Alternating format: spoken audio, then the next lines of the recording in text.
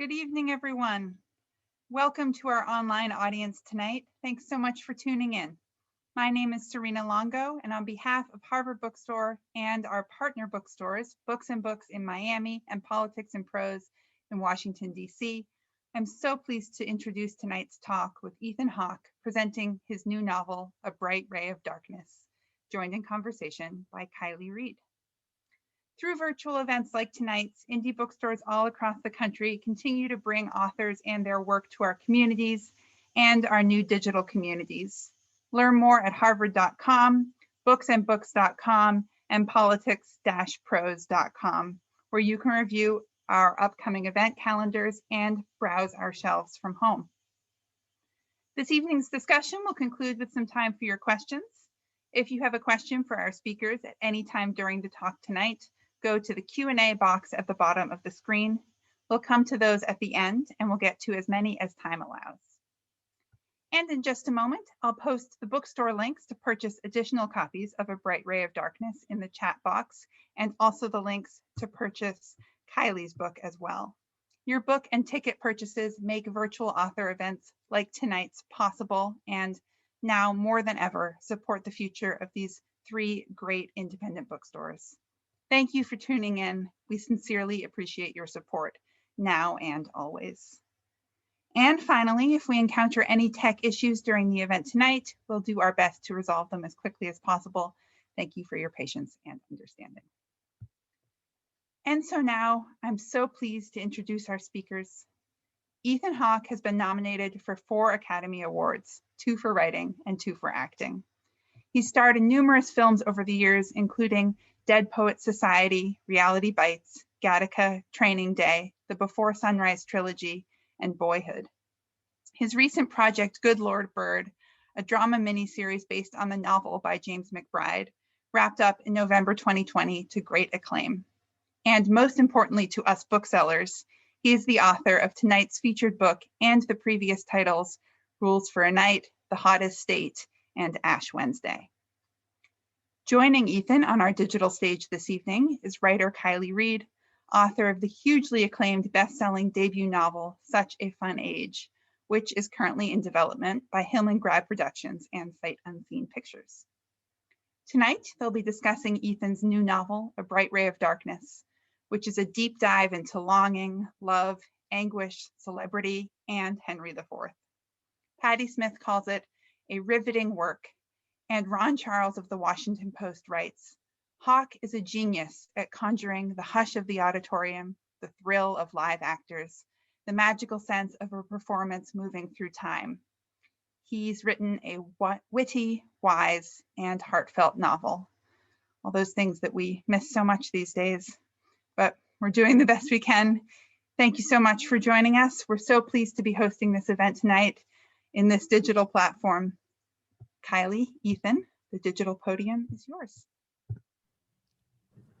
All right. Thank you so much for having us. I'm so thrilled that 3 bookstores are involved here. The more bookstores, the better. And Ethan, I'm so excited to chat with you. Congratulations on this really beautiful novel. Well, thank you. I'm in a hotel room and I'm all of a sudden noticing how ugly it is. It's wonderful. Yeah, I'm so honored to be with you, especially as I've read your book.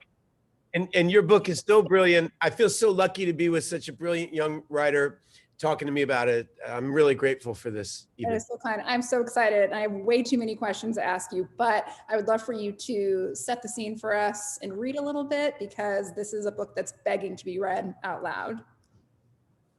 All right. Well, it's hard to really know what to read, but I'll read from the end of the first chapter. And the first chapters, it's a young actor who is doing his Broadway debut, and the novel starts with his first day at rehearsal, and it concludes with that chapter concludes with the first read through the play. So this is the end of chapter 1, basically. The outside world tends to celebrate the most trivial, superficial aspects of an actor's life, lifting their personality to a plastic, godlike status. But the actual joy of acting lies in the absence of personality, in taking on and inhabiting the accoutrements of another's being where they're from, their accent, their clothes, their background, you realize that every element of your own personality is malleable. You can do it. You can wear the skin of another human being, and yet you are still you. This, in its own small way, feels profound because it illustrates that none of the things that you point to as identity are intrinsic. You are something far more mysterious than a person who is funny, who is angry, who is hurt, who likes Marlboro cigarettes, who's Presbyterian, who is a playboy, who is Nigerian, who is a Real Madrid fan. All of that is dressing. Of course, acting felt good to me. Inside the play, it felt possible that not a person defined by adultery or his unloving parents or his lies or his failure as a father. It's possible that I could be defined by something else. When I was younger and first started performing professionally, all I ever wanted was to be true, to be genuine. And now, having just passed 30, I wasn't sure what those words meant. I turned down a fantastic role once because I felt I would be a phony if I spoke with an English accent, as if the cadence of my natural voice was not an affectation, as if there was anything at all about me. The casual, unbrushed hair, the old blue jeans, the t-shirt worn thin, all deftly presenting the impression of a person not concerned with appearance that was not affected. And it was real. Affectation is very real. My big break in the movies came with the role of a stuttering 17-year-old delinquent in a 1920s juvenile home. Everyone thought that was me, but the real, so to speak, me, was obviously an actor who practiced the stutter, stepped into the makeup trailer, and then walked back out again. The real me was kicked out of drama school because he missed too many voice and speech classes. Later, I did a film adaptation of Chekhov's The Seagull. Fans of the film would come up to me and kiss my face, so grateful I did not actually shoot myself. I learned quickly the power, the absolute nuclear power of the deceit attached to any kind of storytelling. Really, really beautiful. That's a great place to start for us. Right. Well, I never want to read too long over Zoom because I never know whether, you're holding anybody's interest or not. I cannot wait until that's not a problem anymore, but that definitely held our interest. That's a really beautiful place to start. So I want to say this, let's pretend you're on the other side of the room, an elevator is closing in between us, and I say, what's this book about? What would you say? The healing power of performance. That's it. I had an experience. I've had many experiences over the course of my life. Emotion in your daily life. You're talking to your mom, you're talking to your grandmother, your father calls you up, and emotion is in your way. They say something of, did you pick up the library book? And you explode in anger. Or they say something silly and it makes you cry. Your emotions are like in your way. And you're so mad at yourself that you can't control them, and acting. And I learned this pretty young, was this one place that your emotional life could be of service, not just to you, but to others. You could take your emotional life and you could put it on stage, or you could put it, my dogs are in this hotel room and they're just whining. Hey, will you stop whining? I'm talking about something very important. Come here. They're full of emotion. Yeah, they're full of emotion. See, their emotions are in their way. They want to know what we're doing here, which is exactly how I feel. What are we doing on this planet? What is happening? Why am I in a star in space? Why do I have to die? No, what I'm trying to say is that when you go on stage, or intelligent people making a film point the camera at you, it's this one time where you go, these things that are inside me that are a problem, they become of use, and you can use them to maybe heal. If you shine a light in dark rooms, if you are, then the demons become not as scary in the light. Right. That's the hope. And I had this notion, one of the things that when I was young and first starting to write, I was already a famous actor. I mean, you know, whatever famous means, but famous meaning in this case, it was an obstacle to my relationship with the reader. Because if I wrote a book about a guy who was in the military, the reader is constantly going, "You're not in the military, you're a famous actor. You're lying to me." And I was really disappointed by that, because I felt like the expression of writing was being taken away from me. Mm. And I had this wonderful publisher who said, "Listen, you're not a famous writer. You're a famous person who is writing. And if you ignore that and you pretend that that's not happening, you're going to have deceit with the reader." It's just, and so if you want to offer something to literature, this guy said to me at this interview, it's like, you're going to have to not ignore acting. Yeah.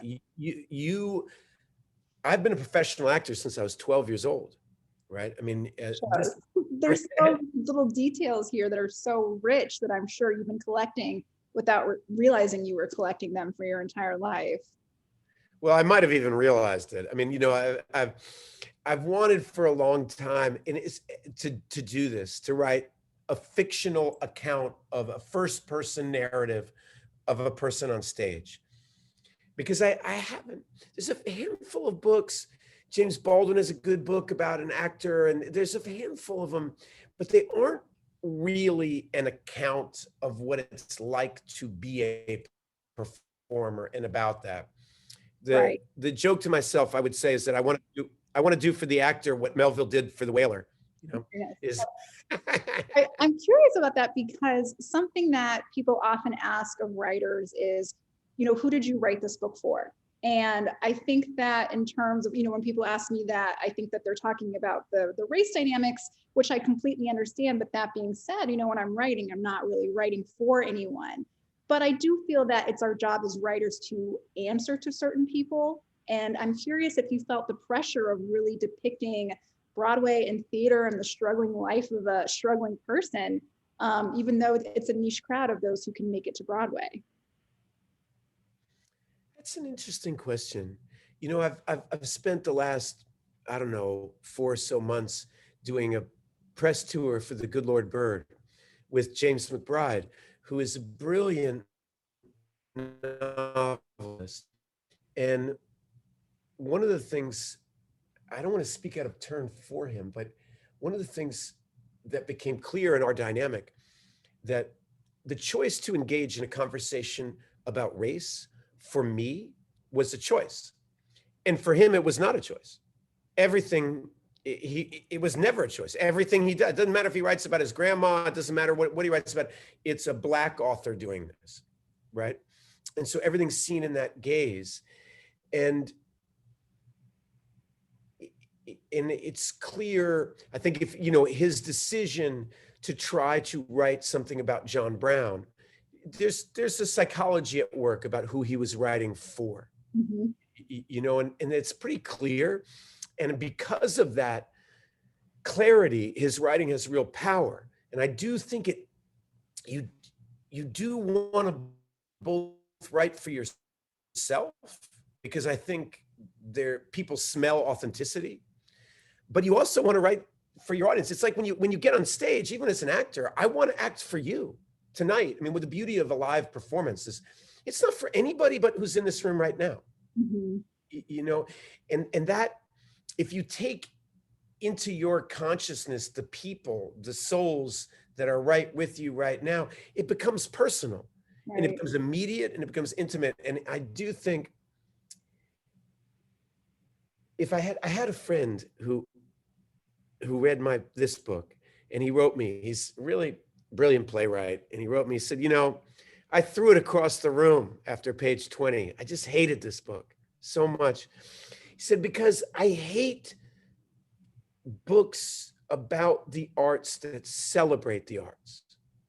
He's like, I just, and he said, and then about 2 weeks later, it was still there, and he picked it back up again, and he made it, and he wrote me, he said, I read it again, I actually really liked it. And what was strange to me is that if who I was writing it for, mm-hmm. was maybe him or people like him. You Mhm. know, I I wanted to write it for people that cared about the theater. I mean, if I had, Throwing it across the room is actually an okay response too. It's that emotion that's coming out of it that, you know, it landed across the room.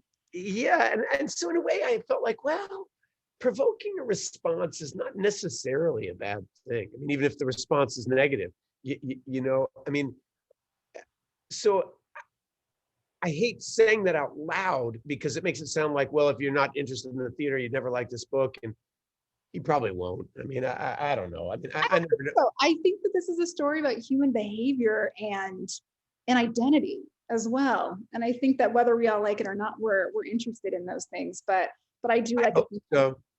Yeah. I have this theory, you know, and you know this with your book, like you write very specifically, you know, that it's immersed in the specifics of the situation. And you would think intellectually that if you get too specific about this kind of person in this kind of strange situation, that it would be alienated because I wouldn't understand it. But it's writing 101.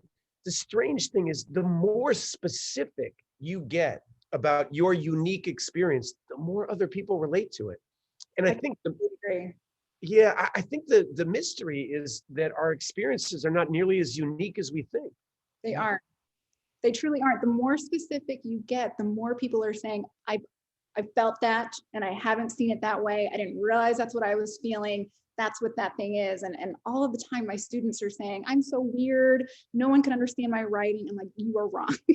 There are weird people out there who want to communicate with you in a really wonderful way. I do want to talk about I love that your friend threw the book across the room. That's a pretty dramatic reaction. I'm going to take you back to 2016. I went to Book Court in Brooklyn. I was taking a workshop and I was really nervous. And I walked in and there were tons of people there because you were there for your graphic novel. And we watched for a little bit, but then it was time to go down to this basement to do our workshop. And it felt very much like, you know, will I ever make it up there? For now, I belong in the basement. That's where I'm at. And I'm curious if you've ever had that basement workshop kind of experience with your writing where you're giving your work to a lot of people, maybe going home and having a good cry, all of those good writer things. You know, my writer things are a little different because I was in Dead Poets Society when I was 18. And when I went to, I dropped out of college, basically deciding I really didn't know what direction my life was going to take. I loved acting, but I was very aware of the fickle nature of performance, meaning that actors are only as good as their opportunities. And it's a very dangerous path to walk. And I was this mad Jack London fan. And I had this, I knew a guy in the grade above me when I was a junior in high school. He was a senior and he'd become a merchant marine. And he was sending me these letters that felt like they were very Jack London-esque. And my 18-year-old brain was like, all right, I'm either going to be an actor or I'm going to be a writer. And if I'm a writer, I want to be like Jack London, right? That was my own Good plan.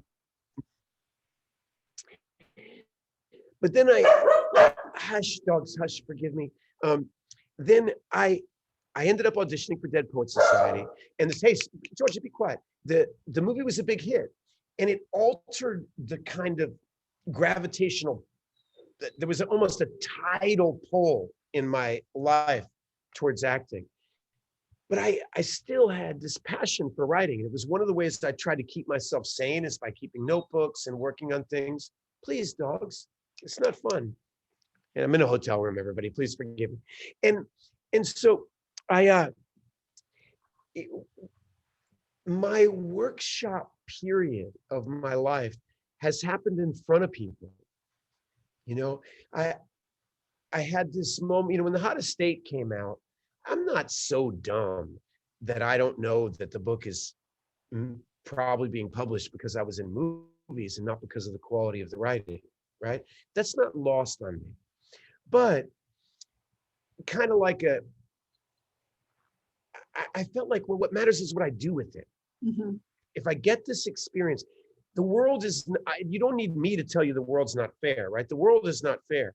What I know is on my obituary, this would be a learning experience, right?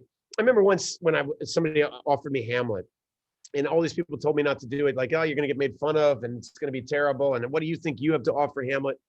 And you're like, well, someday I'm going to have an obituary and I'd love for it to say I played Hamlet. And so I'm going to play it, you know, and I felt that way about The Hottest State. I'm not announcing that it's an important novel. I'm announcing that it's important for me to develop my own writing. And I don't know any other way to do it but to write. There truly is another way to do it. There is. Think about it. Yeah, you have to do it, and that's it. My basement experience was being, you know, like a minor celebrity writing a book and being mocked publicly. You know, that was my experience. I remember there was some of them that were incredibly crass. You know, like you're not allowed, the mean-spirited things that people would say. I cannot imagine. And what you realize is that's my job.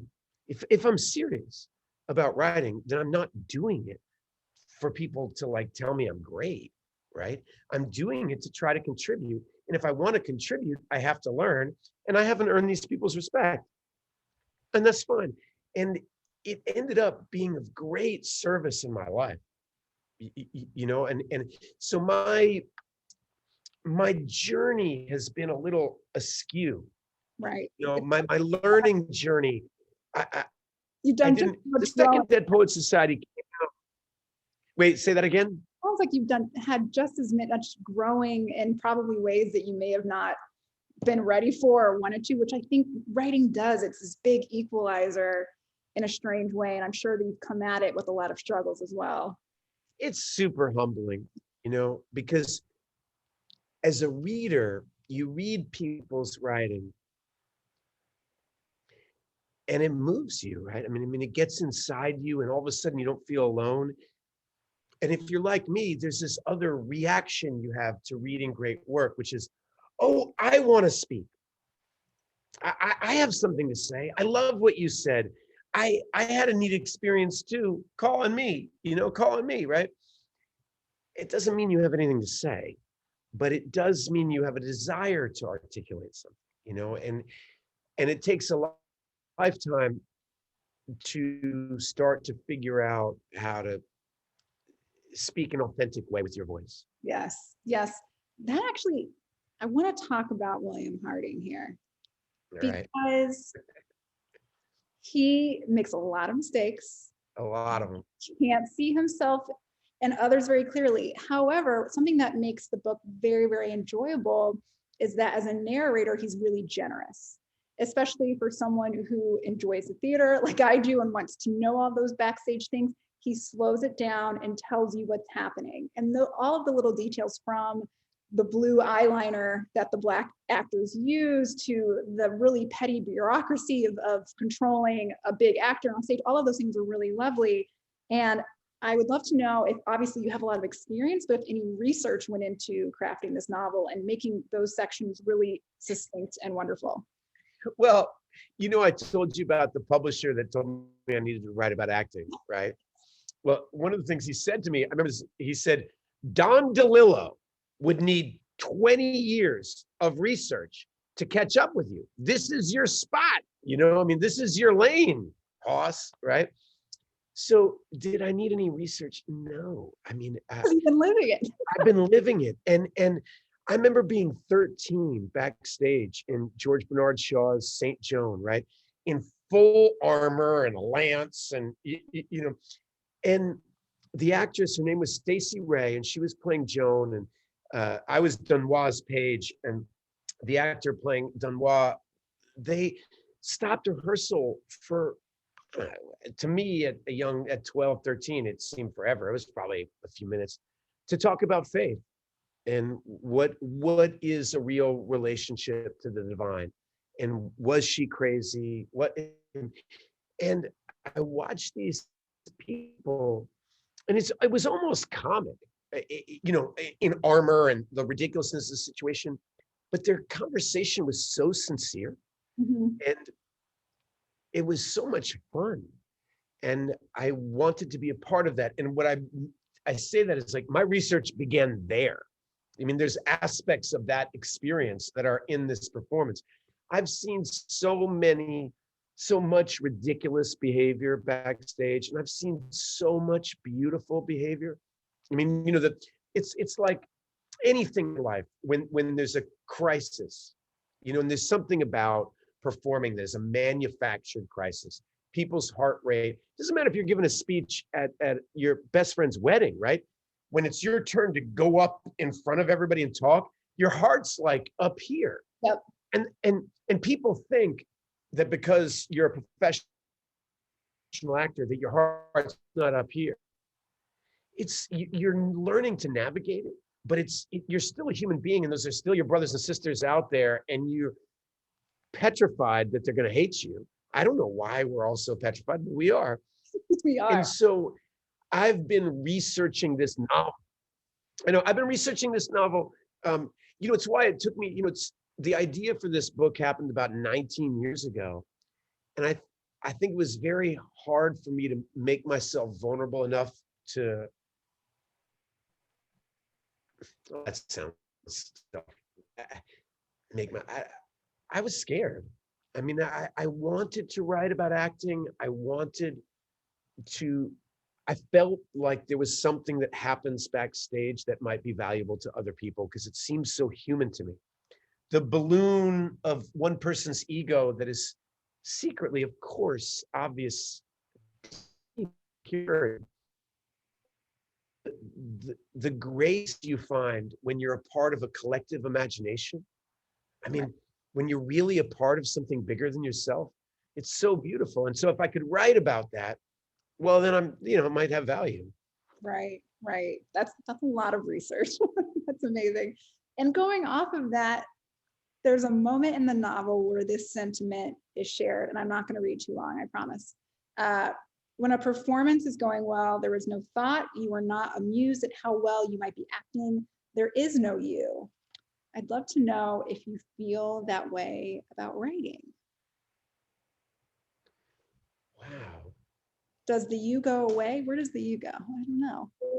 What popped into my head when you asked that question is, I hope he doesn't mind me saying, but I did a Tom Stoppard play, and it was 8 hours long. It was called The Coast of Utopia, about mid-19th century radicals, and it was Russian radicals. Amazing play. And he said this thing. I'll do a bad, forgive me, Tom, I'll do a bad Tom Stoppard impersonation. When you're writing poorly, you have these moments at the computer where you think, oh, aren't I smart? That's when you know you're writing poorly. When you're writing well, you think, oh, I introduced a red shoe in the first paragraph, and a red shoe appeared at the end. And I had no idea that was even happening. And meaning when the metaphors match because your subconscious is flowing. Now, it takes a tremendous amount of work to access your subconscious, right? And to access it continually over a large period of time is hard. But I think there's grace in things that are beyond our intellect.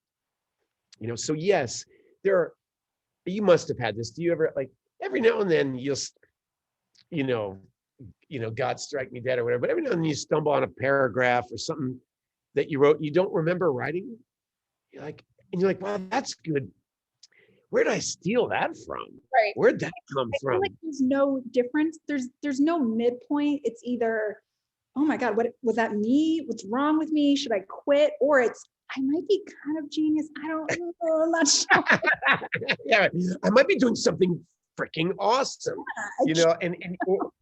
And what I always tell, myself and friends is that rewriting is where the work really is discerning whether, all right, that was my ego and I thought I was brilliant and we got to cut it.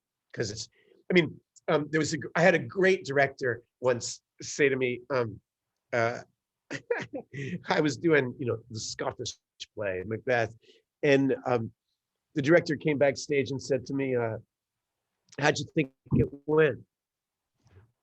I said, I thought it went really well. And he said, yeah, I could tell you thought that. It was vain. It was self-satisfied. It was obnoxious. It's like, and that was a real learning lesson for me. Like, right. I was patting myself on the back after every, and we all know how irritating, when you watch somebody play the guitar, like, all right, great. No, you're not. You're irritating. When you watch somebody disappear into the music, then then a hypnosis happens, and it's the hypnosis that we're chasing. Right. And I do think that applies to writing. I think that people can tell. Oh, I know it. Yeah, when you're showing off or using a word that you just want to throw in there rather than a word that a character would use themselves. And it's so funny how both of these forms you have to get rid of that you a little bit. No, it's really weird. I just did this. It's gonna be available for live stream as a benefit for the theater. But I did a Zoom production of Waiting for Godot, and so I had to memorize all this Beckett. And the thing about Beckett is, here I'm gonna wax poetic about Beckett, like I'm the first person to ever do so. But he's so simple. He's that when he uses a word that's extraordinary, it has this immense power. There's a line at the end where the grave digger lingeringly puts on the forceps, and it's like he never uses an adjective or an adverb at all, and so when he does, and the actor in you notices it, because I've never used a word like that. I've done this whole play and I've never used a word remotely like this. But all of a sudden, because he hasn't overused the poetic, yes, it like fireworks start going off, and it's just brilliant. So much more. Yes, it's intentional and calculated. You can tell. Yeah. Yes. You can tell when a writer's really pleased with themselves, and it's so annoying. Sometimes I think, I can get away with it, and then someone will circle that part, and I'm like, oh, I shouldn't have done that. But I know nothing about acting. Sorry, go on. No, go ahead. Okay. I don't act, but I did get a BFA in acting like 12 years ago. So I did love the theater, and I was in a few plays, and I remembered it was an intersect of two things that I'm obsessed with. One is how time works in a novel, and the other is how time works backstage, and how time works when you're in a tech rehearsal versus a bad run versus someone else's monologue. And I'm curious how you approach the way time works from opening night to the end of the run, especially dealing with the theater, and what time meant to you in this novel. I try to write about that a little, about how flexible time is. There are moments I've had on stage that were probably somewhere between 4 and 90 seconds, or something, that are more memorable, more mysterious, and longer than weeks of my life. The moment on stage, I had a moment on stage once. It was the same Tom Stoppard play. Jack O'Brien is this great theater master. He was directing, and it was 9 months of rehearsal, and we only a handful of times performed the play in its entirety, and it was 9 hours long. The audience came at 11 in the morning, and they left at 11 p.m. God. And it was, if you were there, in my experience, it was my singular most powerful experience as an actor. Because when you talk about the collective imagination with that kind of time, it actually accumulates power if it's working, right? Well, I go out for my final monologue. The play has a lot longer to go, but my final monologue came at like the top of the third play, right before the third intermission or whatever the hell it was. but anyway, it was deep in the play. And I made eye contact with Tom Stoppard and Jack O'Brien. I saw them in the audience. And for a brief moment, I thought to myself, I'll never return to this moment. You know, I'm a part of history. That's Tom Stoppard. That's Jack O'Brien. They're sitting together, and I'll never return here.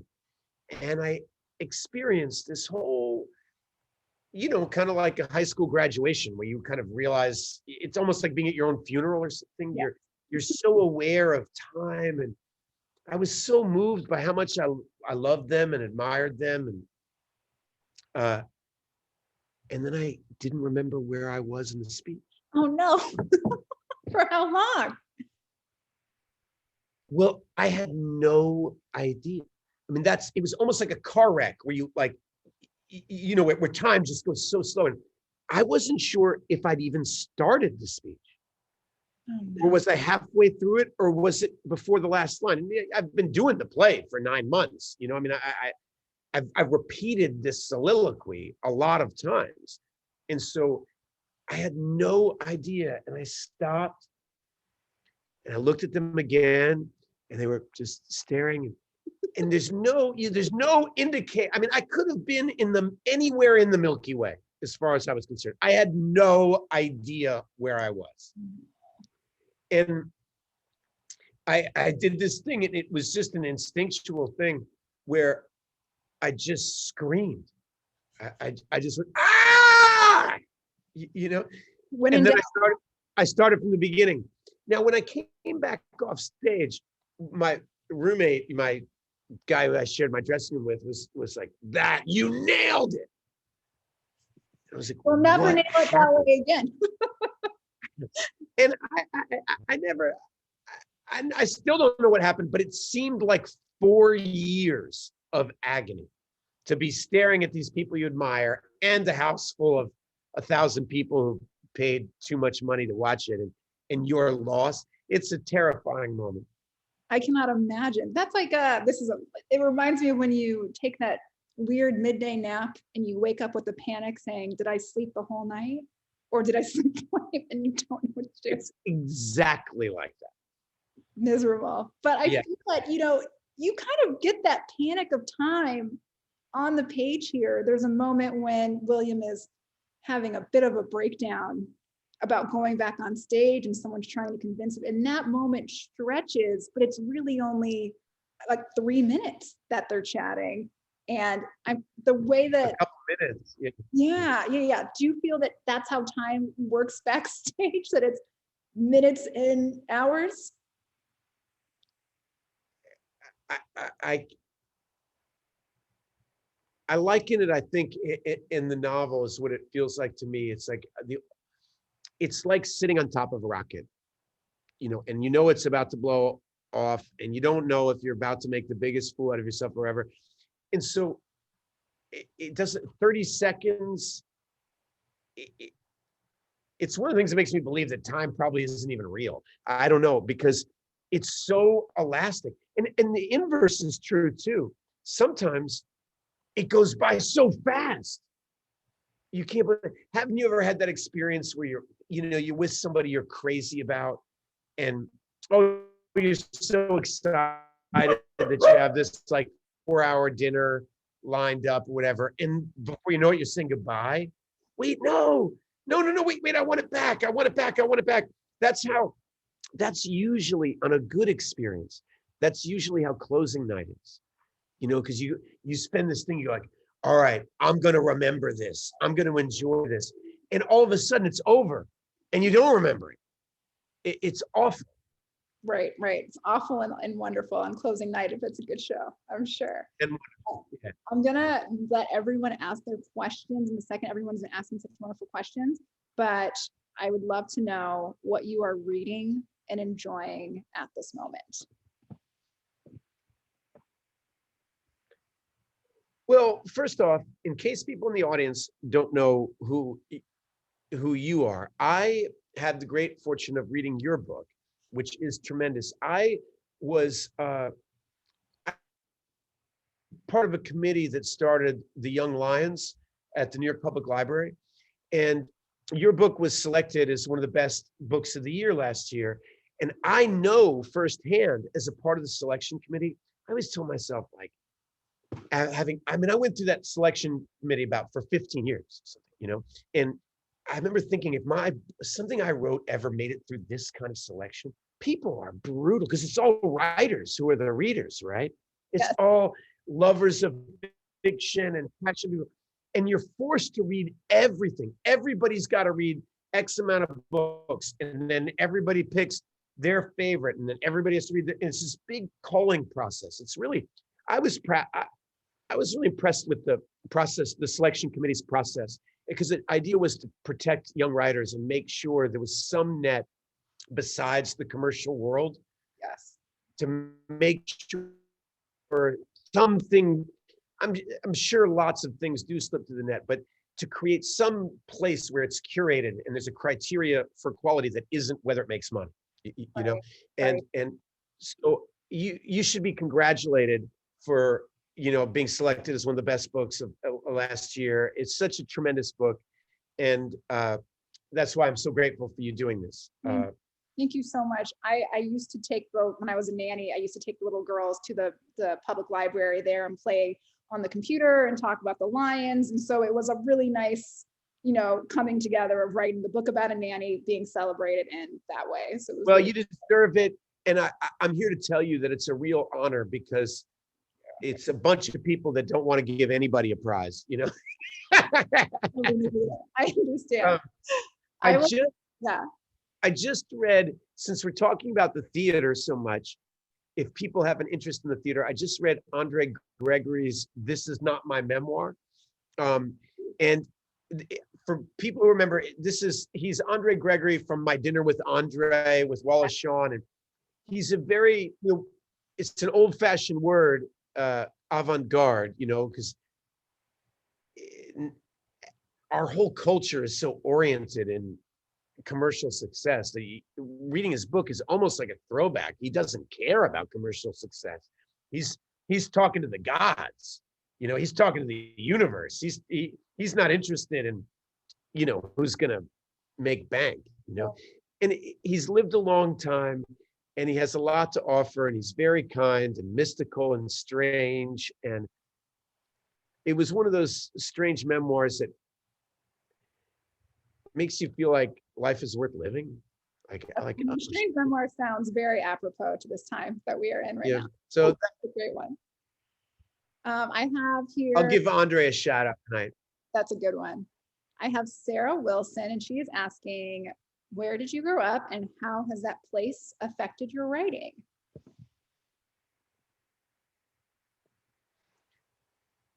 Well, I was born in Austin, Texas. My parents were students at UT. And there's a great Larry McMurtry line about anybody born in Texas, you have to ask permission to leave.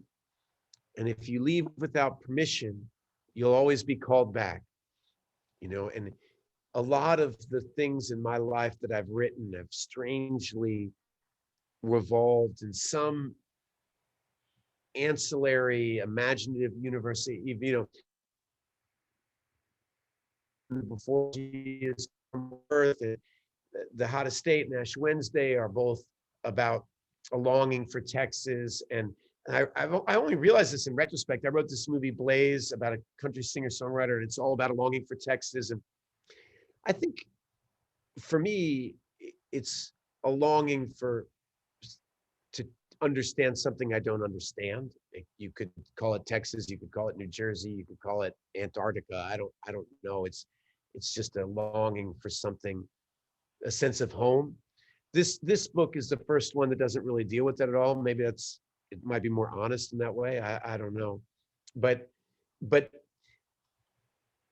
I would be lying if I didn't give Larry McMurtry a shout out. And that, whether you're talking about Last Picture Show or Horseman Passed By or Lonesome Dove or whatever, I just love that guy's writing. I love that. I love that a lot. Grace Cho wants to know, how do you find space in your brain to create a full-length novel? I think that's a great question. She follows it up with, how do you keep the depth of artistry that is required in giving birth to a novel of a full scope like this while you are artistically pulled in so many directions? Well, it's a great question. I mean, anybody who writes a novel knows how hard it is to hold the whole thing in your head. And sometimes when there's accidents or bad writing, once you do it, it's really understandable. Sometimes you lose sight of a section, or you lose sight of something's not as good as you meant because you actually meant it to be different than it is, but then you cut something. And I sometimes can see the stitches, where it's not flowing as carefully or organically as it should. I don't have an answer for that. I try really hard to support and love that strange voice inside my own head, and give it the respect and time it deserves. The most, you said something at the start of this talk that it reminded me exactly of what James McBride says. Is like, yeah, I'm writing something now, but I'm starting, which means I'm reading. That's where, And yeah, to really, once your mind, as Shakespeare said, all things be ready if our minds be so. And that relates to Kerouac, spontaneous prose, or a lot. It's your orientation. You have to figure out where you're oriented, and then things start to happen all by themselves by accident. And that takes time. For me, this book in a lot of ways is the first one that I really took my time with. I worked on it. I mean, it should be so much better considering how hard I worked on it. But eventually you just have to let it go.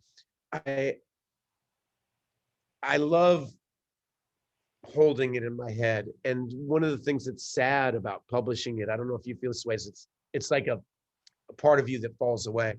It really is. Well, with you saying that, one, this shows so much work, and it's so evident that there's so much, practice inside of the words. At the same time, I think you're right. And I think James Baldwin talks about, the novel you get is always the novel you settle for, because your novel, you finish it and it stays the same and you keep changing. And it's hard to reckon with as an artist. It's really difficult.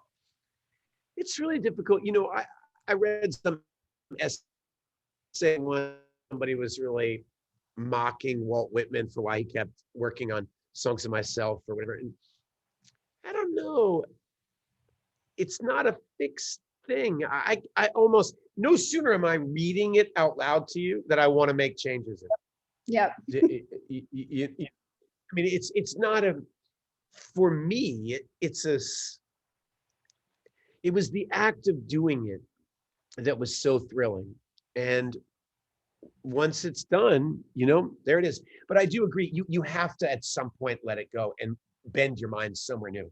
You have to. Yeah. It's kind of like, if you want to know if there's like any spelling errors in your email, just send it. And then isn't it amazing how after you press send and you read the sent one, you see them all? There they are. It's so irritating. It was very, very irritating. I'm going to do a question from Casey, because I also love talking about names.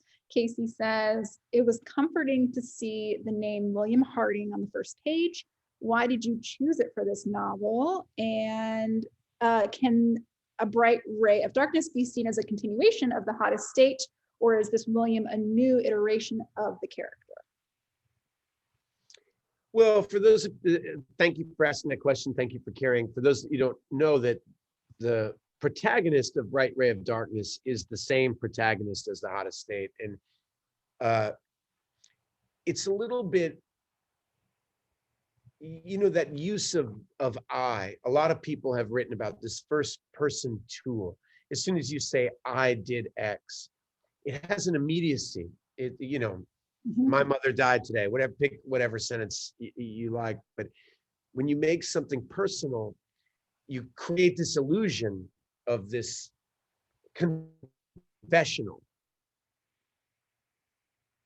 But it's fiction, so you get to have a beginning, middle, and end, and a thesis, not like the slog that regular life is. Right. And for years, you know, I co-wrote Before Sunrise, Before Sunset, and Before Midnight, and there's one version of experiences that I have that go kind of into the Jesse notebook. You know, they go into the Jesse and Celine notebook of the mood and energy of what those movies are about. There's certain ideas or experiences you have that go, oh, Jesse would have something to say about this. Mm-hmm. And William, in a lot of ways, if I was to be totally honest with you, I really felt, you know, that I could have written one of the in the hottest state much better. And I wanted to revisit William. And I wanted, one of the things that I ignored in the hottest state is William's life as an actor. And I decided that that was a mistake, that I was actually running away from something as opposed to running towards something. And so, yes, it is a continuation. It doesn't, they're not connected. It doesn't matter. It's just, it's an imaginative world of a certain aspects. You know, it's a fictional version of a part of me, and that I put things there.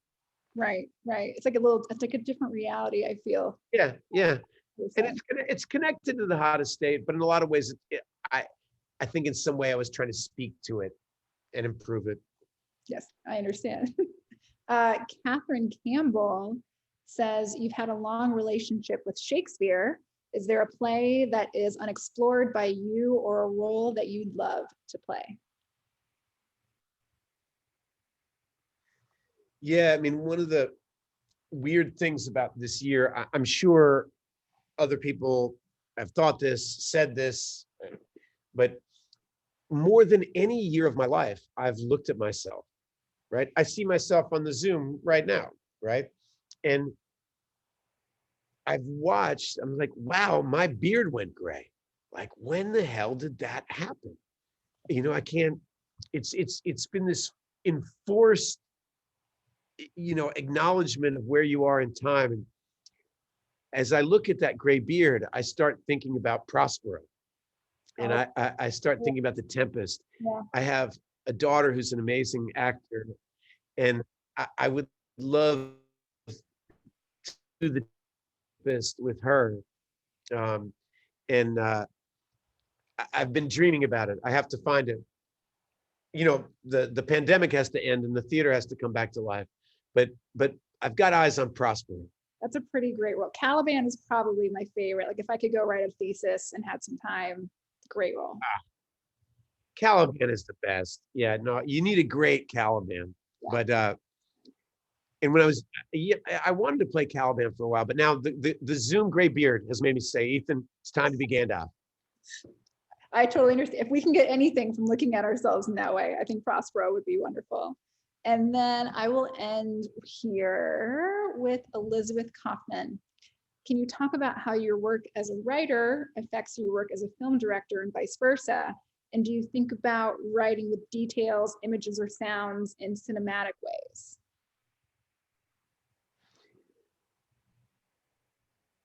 Yes. What I love about movies is this collaboration of energy, this intersection of energy. And the more I work in film, the more film is nostalgic. It's like, it's all about trying to capture a moment. Remember that moment. Wasn't it amazing the way her hair blew in that wind and the lipstick fell out of her purse and she picked it up in that odd way? And it loves accidents. And so for me, the more I act, the more it's about kind of collecting some kind of inner realism, and then you put it in front of the camera so that something unpredictable happens. I mean, think why we love Jack Nicholson or Denzel Washington or whomever is your favorite actor. it's usually has to do with spontaneity. Yeah. And the illusion of spontaneity is just everything. It's magic. And prose, I think for me, part of why I enjoy it is there's just there's a rigor to it and a discipline to it that I really admire. I remember once I was doing a Sam Shepard play at Steppenwolf, and at the end of the first intermission, there's one of the sons finds his father covered in corn husks, right? And he picks up these corn husks. He looks at him. He goes, "What the hell is this?" And the lights go to black. And I'm in my dressing room, and Sam Shepard like bursts in, before the audiences leave their seat. Bursts in, "What the hell is this? That's a bad line. That's a terrible fucking line. That could be a line from a Bruce Willis film. I mean, that's a bad line." "Ethan, you got a pen? You got a pen?" Yeah. All right, write this down. Corn. Pause. Parenthetical. Pause. Corn. Pause. Harvest time is over, Bob. That's a line from one of my plays. And I say that because it's an artist at work, and it's like he's studying every bit of the language and what the language can do, and he's just through each performance smelling out something ordinary. And if you can get rid of the ordinary shit, that ain't news. That's not a good line. I got a better line. It's liberating. It hurts initially, and then it's freeing, and then you just keep going. Yeah. Okay. Then you keep going. And so there's a rigor to writing that I just always loved. Absolutely. Okay, I said that was the last question, but I'm going to be selfish and ask you one last one before I let you go. I've been thinking about the novels and books that kind of nurtured me as a writer since I was little, and you have children, so you might have this book, but I remember being very little, like 3, and reading a Sesame Street book called The Monster at the End of This Book. Yeah. I remember being terrified, even though I knew what was going to happen. I remember thinking, oh no, here it comes. And I feel myself at 33 trying to harness that feeling in my novels now. I would love to know if a book stood out to you, especially now on your second novel, if something has inspired you from years and years ago. Well, that's so smart what you just said. I mean, It's a great book. There needs to be a monster. And not in a horror film kind of way, but whether we're talking about Moby Dick or Catcher in the Rye or Go Tell It on the Mountain, there's the great books. There's a demon the author is facing down, and probably if you write it well, other people know that demon. Mm-hmm, mm-hmm. And there's so many. I'm one of those strange readers. Sometimes my wife will say something like, "I hated that book." Like, you hated that book? You finished it. She's like, "Yeah, but I didn't like it." I'm one of these weird readers that if I finish a book, it means I loved it. I mean, I maybe it's ADD or something. I don't know what it is, but if something catches me, I'm caught. And I think that there are too many books that I can point to that have the monster at the end of the street feeling. And my brain right now, as you said, I'm going back to my youth, like really being a kid. But just simple little things of wanting to know what happened when Huck gets to the end of the river or whatever the hell it is. There's some hook, but it usually has to do with, when you think about Huck, there's some terrible relationship with his dad that's right there at the beginning of the novel. And there's some real hidden away in his voice about whippoorwills and the ghosts mourning for somebody who's dead who longs to be heard, or all that kind of crazy Twain-esque voice. There's some real hurt. So even though he's spinning a yarn, there's something real. There's something in the heart of that book that